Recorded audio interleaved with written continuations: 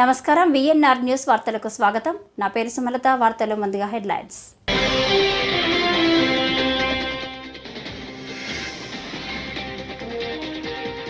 ప్రపంచ ఆదివాసీ దినోత్సవ వేళ గిరిజనులతో కలిసి చంద్రబాబు నృత్యం.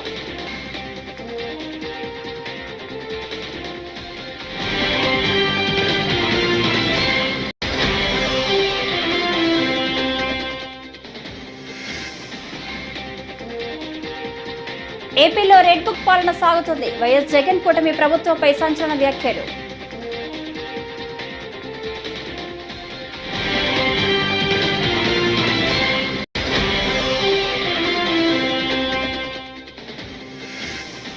పెండింగ్ నిధులు విడుదల చేయండి. కేంద్ర మంత్రులకు నాదెండ్ల విజ్ఞప్తి.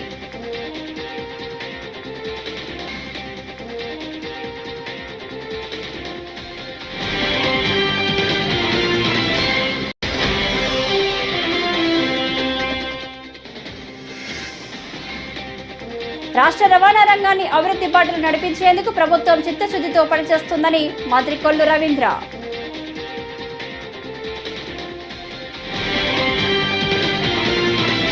ఇక డీటెయిల్స్ చూస్తే ఏపీ సీఎం చంద్రబాబు నాయుడు ప్రపంచ ఆదివాసీ దినోత్సవం వేళ గిరిజనులతో కలిసి సందడి చేశారు.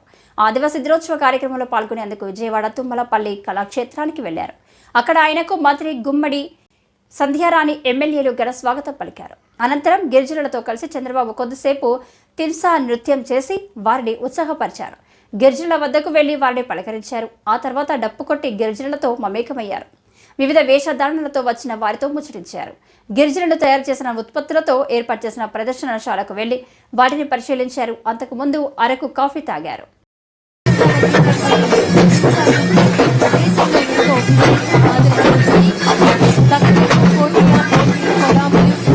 మూకధరలు లాంటి సుమారు 18 గంటలకు చెందిన గిరిజనులు ఈ హింసా నృత్యంలో పాల్గొంటున్నారు. అనంతరం జరుగుతున్నటువంటి సీతంపేట కళాకారులచే జాతపు నృత్యం గౌరవ రాష్ట్ర ముఖ్యమంత్రి వర్యులు శ్రీ నారా చంద్రబాబు నాయుడు గారు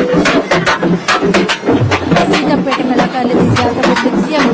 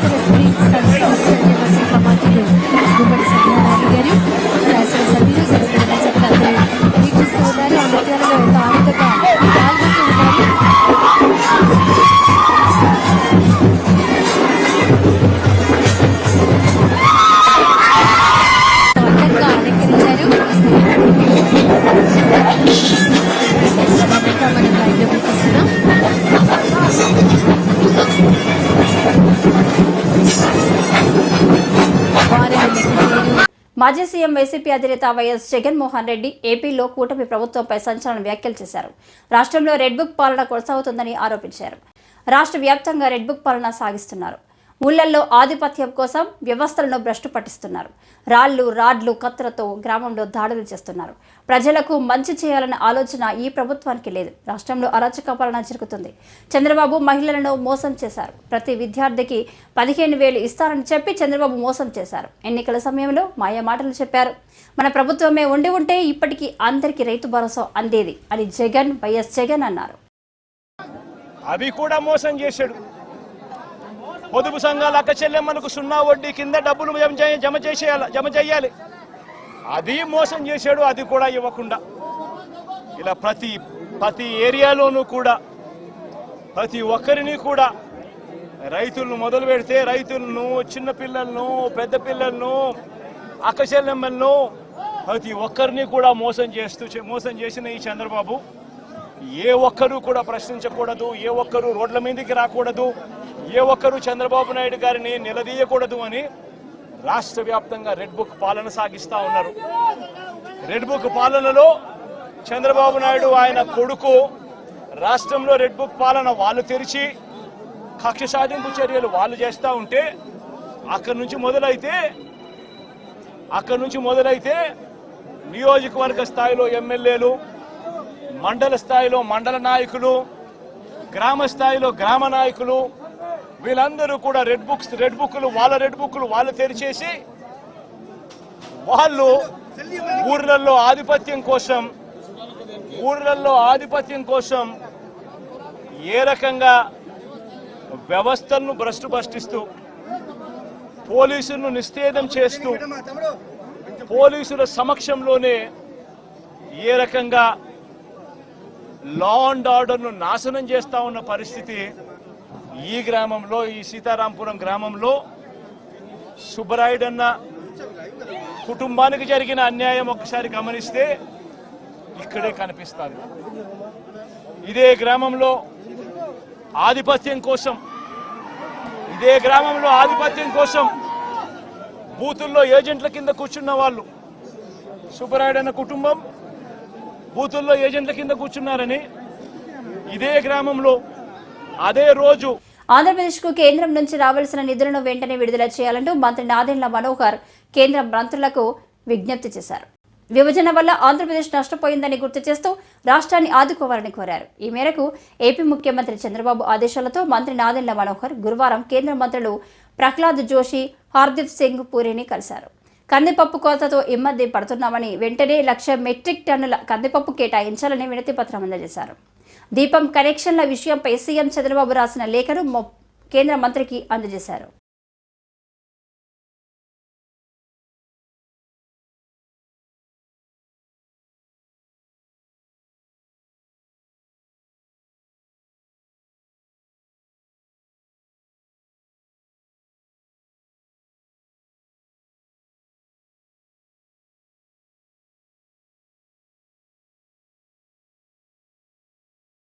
రాష్ట్ర రవాణా రంగాన్ని అభివృద్ధి బాటలో నడిపేందుకు కూటమి ప్రభుత్వం చిత్తశుద్ధితో పనిచేస్తుందని మంత్రి కొల్లు రవీంద్ర అన్నారు. శుక్రవారం మచిలీపట్నం బస్టాండ్ వద్ద నూతనంగా కొనుగోలు చేసిన బస్సుల ప్రారంభోత్సవానికి ముఖ్య అతిథిగా హాజరయ్యారు. ఈ మేరకు ఆర్టీసీ అధికారులు గజమాలతో సత్కరించారు. ప్రత్యేక పూజలు నిర్వహించిన అనంతరం రిబ్బన్ కట్ చేసి ప్రారంభించారు. జెండా ఊపి బస్సుల్ని ప్రజలకు అంకితమిచ్చారు. మనందరికీ తెలుసు, గతంలో ఆర్టీసీకి అన్ని విధాలా కూడా సహకరించింది తెలుగుదేశం ప్రభుత్వంలోనే. కార్మికుల పట్ల మరి ఆ రోజు పెద్ద ఎత్తున కార్యక్రమాలు చేయడం, ఆర్టీసీని బలోపేతం చేయడానికి అనేక కార్యక్రమాలు తీసుకున్నాం. కానీ గత 5 సంవత్సరాలు ఆర్టీసీ సోదరులు పడినటువంటి కష్టాన్ని కళ్ళారా మేము చూసాం. విలీనం పేరుతో ఆర్టీసీని ప్రభుత్వంలో విలీనం చేస్తామని చెప్పి నిజంగా చాలామంది ఎందుకు ఇలా జరిగిందని చెప్పి చాలా బాధలు పడ్డారు. ఇవాళ అవన్నీ కూడా ప్రక్షాళన చేసుకున్న భాగంగా రాష్ట్ర ప్రభుత్వం కూడా ముందుకెళ్తా ఉంది. మనందరికీ తెలుసు, గతంలో ఏఎన్ఎల్ సర్వీసెస్ ఉండే 2014 ముందు కేవలం 9 కోట్లే ఉండేది ఆదాయం. కానీ చంద్రబాబు నాయుడు గారు ఇచ్చినటువంటి ఆదేశాల ప్రకారం ఆ రోజున ఆర్టీసీ ఎండీగా ఉన్నటువంటి సాంబశివరావు గారు కూడా దాన్ని ఆచరణ పెట్టడం వల్ల దాదాపు 280 కోట్ల రూపాయలు కేవలం కార్గో సర్వీసెస్ ద్వారా, ఏఎన్ఎల్ పార్సెస్ ద్వారా వచ్చిందంటే అది ఒక దార్శనికుడు ముందు చూపు వల్ల వస్తుందనే దానికి ఇదే ఒక నిదర్శనం. మరి అటువంటి కార్యక్రమాలు రేపు మళ్ళీ ఆర్టీసీని బలోపేతం చేయడంలో తెలుగుదేశం ప్రభుత్వం, జనసేన, భారతీయ జనతా పార్టీ కూటమి సంయుక్తంగా పనిచేస్తామని ఆర్టీసీ కార్మిక సోదరులందరూ కూడా హామీ ఇస్తూ, ముఖ్యంగా మన మచిలీపట్నం నుంచి దాదాపు చాలా సర్వీసెస్ ఉన్నాయి. ఎందుకంటే ఇవాళ ఆటోలు వచ్చాక కొంత ఇబ్బంది అవుతా ఉంది. కానీ ఇవాళ చంద్రబాబు నాయుడు గారు మన ఎన్నికల్లో చెప్పినటువంటి వాగ్దానాల్లో భాగంగా త్వరలోనే ఆడబిడ్డలకి ఉచిత బస్సు ప్రయాణానికి కూడా ఆలోచన చేస్తా ఉన్నారు. ఎందుకంటే రాష్ట్రం ఇప్పుడు అస్తవ్యస్తం చేస్తారు ఈ ప్రభుత్వం. అసలు చాలా దారుణంగా ఉంది. రాష్ట్రంలో వాళ్ళు చేసినటువంటి కార్యక్రమాల వల్ల అప్పులు పాలు చేశారు. ఇవాళ అవన్నీ కూడా ఒక్కొక్కటి చేసుకుంటూ ముందుకు వస్తున్నాం. మరి ఈ మహిళలకు ఇచ్చినటువంటి హామీని కూడా ఆర్టీసీని బలోపేతం చేసుకోవాల్సినటువంటి కార్యక్రమాన్ని కూడా ఒక ప్రత్యేక ప్రణాళిక తయారు చేసుకోవడం జరుగుతుంది. మరి అదేవిధంగా మంత్రిగా రామప్రసాద్ రెడ్డి గారు కూడా ఉన్నారు. వారు కూడా దీని మీద శ్రద్ధ వహిస్తున్నారు. మొన్ననే విజయవాడలో బస్సులు కూడా ప్రారంభించుకోవడం కూడా జరిగింది. మరి ఈ సందర్భంగా మరొకసారి శ్రావణ మాసం మొదటి శుక్రవారం కావడంతో ఇంద్రకిలాద్రి అమ్మవారి ఆలయానికి భక్తులు పోటెత్తారు. ఈ సందర్భంగా ఆలయాన్ని రంగురంగుల పూలతో సుందరంగా తీర్చిదిద్దారు. శ్రావణ శుక్రవారం సందర్భంగా ఆలయ అధికారులు అమ్మవారికి ప్రత్యేక కుంకుమార్చనలు నిర్వహిస్తున్నారు. ఇంద్రకిలాద్రిపై శ్రావణ మాసం సందర్భంగా 4వ శుక్రవారం నాడు సామూహిక వరలక్ష్మి వ్రతాలు నిర్వహించనున్నారు.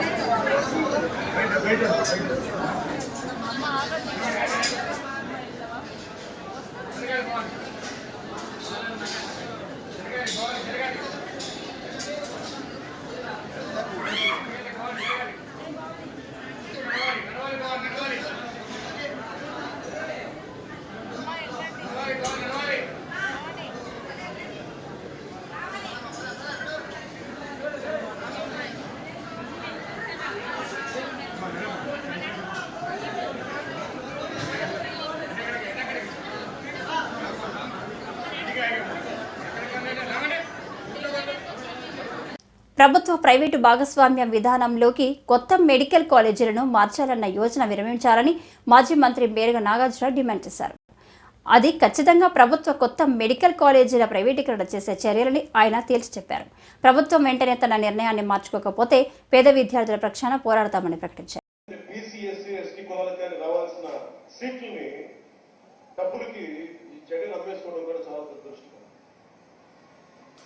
చూశారు కదా, ఈ ప్రముఖులు, ఈ ప్రబుద్ధులు ప్రస్తుతం రాష్ట్ర మంత్రివర్గంలో ఉన్నారు. నిన్న కేబినెట్ మీటింగ్ జరిగితే కేబినెట్ మీటింగ్లో చర్చకు వచ్చినప్పుడు ఈ లోకేష్ అనే వ్యక్తి, పవన్ కళ్యాణ్ అనే వ్యక్తులు ఏమైపోయారు, ఎందుకు మోగబోయారు, ఎందుకు మాట్లాడలేదు, వైద్య విద్యను ప్రైవేటీకరణ చేస్తేనే మీరు జగన్మోహన్ రెడ్డి గారి మీద విషం కక్కారే, ఇప్పుడు ఎందుకు పూర్తిగా అప్పళంగా తీసుకొని వెళ్ళి ప్రైవేటుకు దారాదత్తం చేస్తూ ఉంటే మీరు క్యాబినెట్లో ఏం చేశారు తెలియపరచాలని చెప్పేసి అడుగుతా ఉన్నా. అంటే ఎన్నికలకు ముందు మీరు జగన్ గారి మీద బురగ చల్లడం తప్ప, విషపరాతాలు రాయించడం తప్ప మీ ఆలోచన ఏమీ లేదు. దొంగలుగా మిగిలిపోవాలని తప్ప ఎందుకు మాట్లాడలేకపోయారని కూడా అడుగుతా ఉన్నా. ఒక అడుగు ముందుకేస్తే మీరు చాలా అన్నారు, మేము అధికారంలోకి వస్తే ఈ జీవోలన్నీ క్యాన్సిల్ చేస్తాం, ఈ జీవోలన్నీ రద్దు చేసి మరలా పేద ప్రజలకు అందిస్తాను ఆ సీట్లని చెప్పారు. ఎందుకు రద్దు చేయలేకపోయారు, ఎందుకు ప్రైవేటీకరణకు మద్దతు పలికి రేపు చర్య తీసుకుంటారో సమాధానం చెప్పాలని లోకేష్ని, పవన్ కళ్యాణ్ కూడా అడుగుతా ఉన్నా. మేమేమి అప్పడంగా సీట్లు అమ్ముకొని లబ్ధి పొందరా. ఏనాడు స్వతంత్రం రానప్పటి నుంచి 2019 దాకా ఆంధ్రప్రదేశ్లో 12 ప్రభుత్వ మెడికల్ కాలేజీలు ఉన్నాయి. మేము వచ్చినాక, మా నాయకుడు వచ్చినాక 17 మెడికల్ కాలేజీలు పెడితే ఈ చంద్రబాబు. విజయవాడలో ఈ నెల 24-25 తేదీలలో కేడ్రై ఆధ్వర్యంలో సౌత్ కాన్ 2024 కార్యక్రమాన్ని నిర్వహిస్తున్నట్లు కేడ్రై జాతీయ సంయుక్త కార్యదర్శి బి రాజా శ్రీనివాస్ తెలిపారు. విజయవాడలోని ఓ హోటల్లో ఏర్పాటు చేసిన విలేకరుల సమావేశంలో మాట్లాడుతూ సీఎం చంద్రబాబు నాయుడు ముఖ్య అతిథిగా హాజరై ఈ కార్యక్రమాన్ని ప్రారంభించనున్నారని, 5 రాష్ట్రాల నుంచి 1000 మంది ప్రతినిధులు హాజరు కానున్నారని పేర్కొన్నారు. స్వాగతం సుస్వాగతం. సో ఈ సౌత్ కాన్ అనేది 5 రాష్ట్రాల గురించి ఇప్పుడే చెప్పారు రమణ్ రావు గారు, రాజా శ్రీనివాస్ గారు. మేము ఎప్పుడో అంటే ఆల్మోస్ట్ 7-8 ఇయర్స్ బ్యాక్ చేసాం సౌత్ కాన్ చెన్నైలో. అంతకుముందు కర్ణాటకలో, బెంగళూరులో చేయడం జరిగింది. ఆ తర్వాత ఈ సౌత్ కాన్ ఆంధ్రప్రదేశ్లో చేయడానికి ముఖ్య కారణము రాజా శ్రీనివాస్ గారు అండ్ క్రెడై ఆంధ్రప్రదేశ్ టీం. ఎందుకంటే ఈ ఇనిషియేటివ్ తీసుకొని ఒక పెద్ద బాధ్యత, అన్ని రాష్ట్రాల నుంచి అందరిని తీసుకొచ్చి ఒక పెద్ద వేడుక ఇది. It's not easy to organize such a big event. అంటే మనం ఈవెంట్స్ ఇంతకుముందు కూడా క్రెడై ఆంధ్రప్రదేశ్ అండ్ క్రెడై తెలంగాణ ఆధ్వర్యంలో ఇజ్రాయిల్లో ఒక ఈవెంట్ చేశాము, నేషనల్ కన్వెన్షన్. ఒక కన్వెన్షన్ చేయాలంటే చాలా పర్సనల్ టైం ఇవ్వాల్సి వస్తుంది. నాకు తెలుసు వీళ్ళందరూ వారి పర్సనల్ టైం ఎంత వెచ్చిస్తున్నారో దీనికి నాకు తెలుసు. ఎందుకంటే I been involved in all these అంటే నేషనల్ కన్వెన్షన్స్. సో ముఖ్య ఉద్దేశం గురించి వారు ఆల్రెడీ చెప్పారు. 5 స్టేట్స్ నుంచి చాలామంది వస్తున్నారు. వెరీ గుడ్ రెస్పాన్స్ ఉంది. అంటే మేము ఊహించిన దానికంటే బ్రహ్మాండమైన రెస్పాన్స్ ఉంది. తర్వాత ఇంకోటి ఏంటంటే దీనికి కావాల్సిన ఏర్పాట్లు మొత్తము, అంటే లైక్ మోటివేషన్ స్పీకర్స్ అనుకోండి, నాలెడ్జ్ సెషన్ స్పీకర్స్ అనుకోండి. భారత పార్లమెంటులో రాజదండాన్ని తొలగించి రాజ్యాంగాన్ని ప్రతిష్ఠించాలని దళిత హక్కుల పోరాట సమితి కన్వీనర్ కరవద్ది సుబ్బారావు డిమాండ్ చేశారు. ఈ మేరకు ఆగస్టు 13వ తేదీన విజయవాడలో రాష్ట్ర సదస్సులు నిర్వహిస్తున్నామని అన్నారు. గాంధీనగర్ ప్రెస్ క్లబ్లో నిర్వహించిన మీడియా సమావేశంలో సదస్సుకు సంబంధించిన పోస్టర్ను గురువారం ఆవిష్కరించారు. నా పేరు బుట్టి రాయప్ప, దళిత హక్కుల పోరాట సమితి DHPS రాష్ట్ర ఆర్గనైజింగ్ సెక్రటరీ. ఈరోజు DHPS ఆధ్వర్యంలో పత్రికా విలేకరుల సమావేశాన్ని ఏర్పాటు చేశాం. భారతదేశానికి బ్రిటిష్ వారి నుంచి స్వాతంత్రం కోసం అనేక పోరాటాలు, త్యాగాలు చేసి సుమారు 75 సంవత్సరాల క్రితం మనం స్వాతంత్రం సంపాదించుకున్నాం. ప్రజాస్వామ్య వ్యవస్థని కాపాడి రాజ్యాంగాన్ని అమలు చేయాలి, భారతదేశంలో ఉన్నటువంటి కుల, మత, వర్గ వివక్షతల్ని రూపుమాపాలి అని బాబాసాహెబ్ అంబేద్కర్ గారు ఎంతో శ్రమించి రాజ్యాంగాన్ని భారతదేశానికి నిజమైన లబ్ధిదారులకే టిడ్కో ఇళ్ల హక్కు పత్రాలు జారీ చేస్తామని మంత్రి నారాయణ అన్నారు. చిలకలూరిపేటలోని టిడ్కో ఇళ్లను చిలకలూరిపేట ఎమ్మెల్యే ప్రత్తిపాటితో కలిసి ఆయన పరిశీలించారు. ఈ సందర్భంగా మీడియాతో మాట్లాడుతూ సీఎం ఆదేశాల మేరకు గేటెడ్ కమ్యూనిటీల స్థాయిలో టిడ్కో ఇళ్ల ప్రాంగణాలు అభివృద్ధి చేస్తున్నామన్నారు. మార్చి చివరి నాటికి అన్ని హంగులతో వాటిని లబ్ధిదారులకు అందిస్తామన్నారు. ముఖ్యమంత్రి గారి చేతుల మీద ఒక 100 అన్నా క్యాంటీన్స్ యాక్చువల్గా స్టార్ట్ చేస్తున్నాం. మిగిలిన 103 కూడా ఆగస్ట్ ఎండింగ్ లోపల కంప్లీట్ చేయాలి. అంటే బిల్డింగ్స్ రెడీ అయిపోతున్నాయి. ఎవరైతే యాక్చువల్గా సప్లై చేస్తారో వాళ్ళు కిచెన్స్ ఎస్టాబ్లిష్ చేసుకుంటున్నారు. కిచెన్లు ఎస్టాబ్లిష్ చేయడానికి కూడా కొంత టైం అడిగారు. అందువల్ల ఆగస్ట్ 15th 100 అన్నా క్యాంటీన్లు, మిగిలినవి ఆగస్ట్ ఎండింగ్ లోపల పూర్తి అవుతాయి. ఈ నేపథ్యంలో చిలకలూరిపేటలో నేను యాక్చువల్ ఇన్స్పెక్షన్ చేయడం జరిగింది. పనులన్నీ పూర్తి చేశారు, చక్కగా చేశారు. ఆ అధికారులందరినీ నేను ప్రత్యేకంగా అభినందిస్తున్నాను. అదేవిధంగా చిలకలూరిపేటలో ఆ రోజు మంత్రిగా ఉన్న పుల్లారావు గారు యాక్చువల్గా మా చిలకలూరిపేటలో ఇంతమంది పేదలు ఉన్నారు, నాకు 5,000 వచ్చిన ఇళ్ళు కావాలంటే అవన్నీ ఆ రోజు శాంక్షన్ చేయడం, లాటరీస్ ఇవ్వడం జరిగింది. అయితే ఈ గత ప్రభుత్వం, వైఎస్ఆర్సీ ప్రభుత్వం వీటన్నింటినీ నిర్వహణ చేసింది. అంటే అన్ని జిగ్జాగ్ చేసింది. అంటే నిరుపేదలకి వాళ్ళు ఎలా ఇవ్వాలా, ఎలాంటి ఇవ్వాలని ఆలోచన లేదు. వాళ్ళు కట్టారు, కొన్ని దగ్గర ఇల్లు 4 గోడలు కట్టి స్లాబ్ వేశారు. వాళ్ళ ఒక ఎమ్మెల్యేనే కామెంట్ చేశాడు కొనుక్కోవడానికి కూడా కుదరదని. కానీ మేము చక్కగా షీర్వాల్ టెక్నాలజీ భారతదేశంలో అప్పటికి ఎవరు కట్టల, ఫస్ట్ టైం ఆంధ్రప్రదేశ్లో కట్టాము. దీనికి 100 రూపాయల నుంచి 200 రూపాయలు ఎక్కువ ఖర్చు అవుతుంది. అయినా చాలా లాంగ్ పీరియడ్ మన్నిక ఉంటుంది, స్ట్రాంగ్గా ఉంటాయి. అలాంటి టెక్నాలజీతో కట్టాము. చక్కటి రోడ్లు వేసాము, డ్రింకింగ్ వాటర్ ఫెసిలిటీ. అంతేకాకుండా కాలనీ కట్టిన తర్వాత అక్కడి నుంచి వచ్చే బాత్రూంలో, టాయిలెట్స్ నుంచి వచ్చే వాటర్ని ట్రీట్మెంట్ చేసి బయటకు వదలాల, అవి కూడా పెట్టారు స్వీరేజ్ ప్లాంట్. పుత్తూరు పట్టణంలోని రైల్వే స్టేషన్ రైల్వే కార్డర్స్ నందు గల శ్రీ నాగాలమ్మ దేవాలయం నందు నాగపంచమి నేటి శుక్రవారం పురస్కరించుకొని ఉదయం 7 గంటలకు శ్రీ మానసాదేవికి, వరసిద్ధి వినాయక స్వామికి, సుబ్రహ్మణ్య స్వామికి, రాహుకేతువులకు విశేష అభిషేకాలు నిర్వహించడం జరిగింది. అనంతరం ఆలయ నిర్వాహకులు భక్తులకు ప్రసాదాలు పంచిపెట్టారు.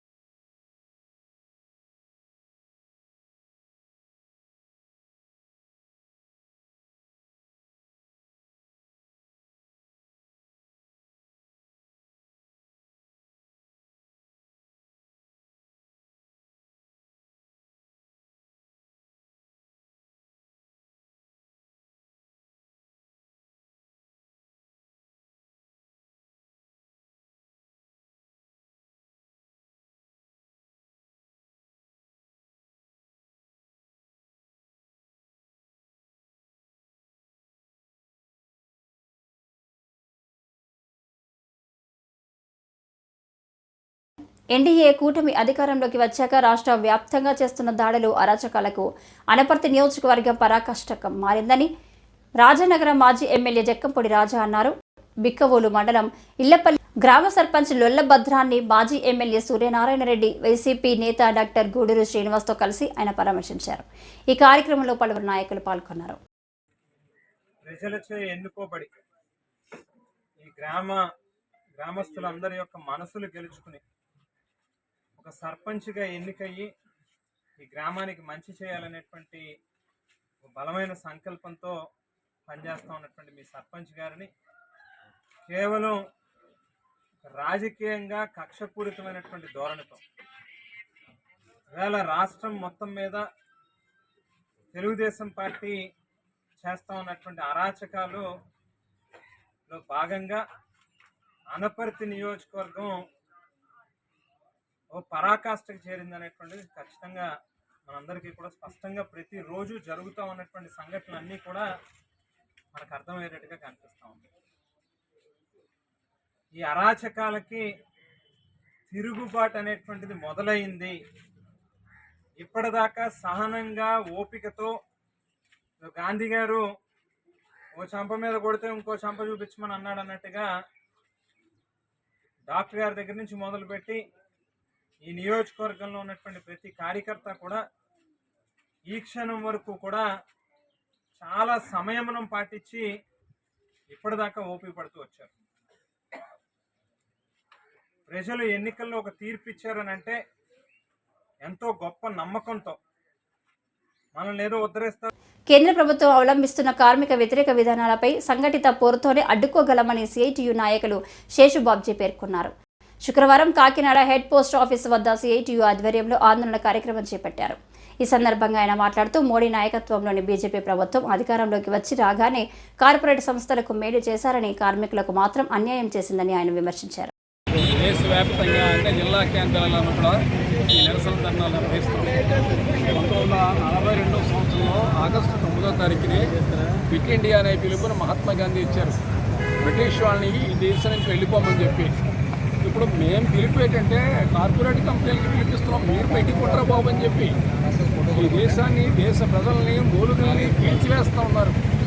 వాళ్ళ అడుగుజాడల్లో మోడీ నడుస్తున్నారు. ఆ మోడీతోటి చంద్రబాబు నాయుడు, జనసేన జతకట్టి తిరుగుతూ ఉన్నారు. దేశవ్యాప్తంగా 18 లక్షల ప్రభుత్వ ఉద్యోగాల పోస్టులు ఖాళీ ఉన్నాయి. వాటిని నింపాలని కోరుతున్నాం. ఏటికేడకు జీఎస్టీ పన్ను పెంచుకుంటూ పోతూ ఉన్నారు. కార్పొరేట్ కంపెనీలు 6 లక్షల కోట్ల రూపాయలు జీఎస్టీ పన్ను బకాయి ఉంటే ఇంతవరకు వాళ్ళని అడిగే ధైర్యం కూడా ఈ గవర్నమెంట్కి లేదు. అందుకని వీటన్నిటికీ వ్యతిరేకంగా ఫైట్ ఇస్తున్నాం. ఒక్కొక్క ఎమ్మెల్యే 2 లక్షల రూపాయలు వేతనం తీసుకుంటున్నాడు. ఒక్క 25,000 కనీస వేతనం కార్మికులకి ఇవ్వమంటే స్టోరీలు చెప్తూ ఉన్నారు. ఇదివరకు చెత్తపన్ను ఉండేసింది ఏపీ స్టేట్లో, దాన్ని చంద్రబాబు నాయుడు గారు ఆపించేశారు. సంతోషంగా ఊపిరి పీల్చుకునే అంతసేపు ఆగలేదు. ఇప్పుడు ఒక పైలట్ ప్రాజెక్ట్ అంటే పిఠాపురంలో మొదలెడుతున్నారు. మొత్తం నియోజకవర్గం అంతా కూడా చెత్తపన్ను వసూలు చేస్తూ ఉంటున్నారు. జగన్మోహన్ రెడ్డి చెత్తపన్ను 30 రూపాయలు పెట్టాడు. ఇప్పుడు పవన్ కళ్యాణ్, చంద్రబాబు నాయుడు కలిపి 90 రూపాయలు పెడుతున్నారు. అంటే 3 రెట్లు ఎక్కువ. ఇంటికి మొన్న కడుతున్నాం కదా, దాంట్లో. ఈ వార్తలు ఇంతటితో సమాప్తం. నమస్కారం.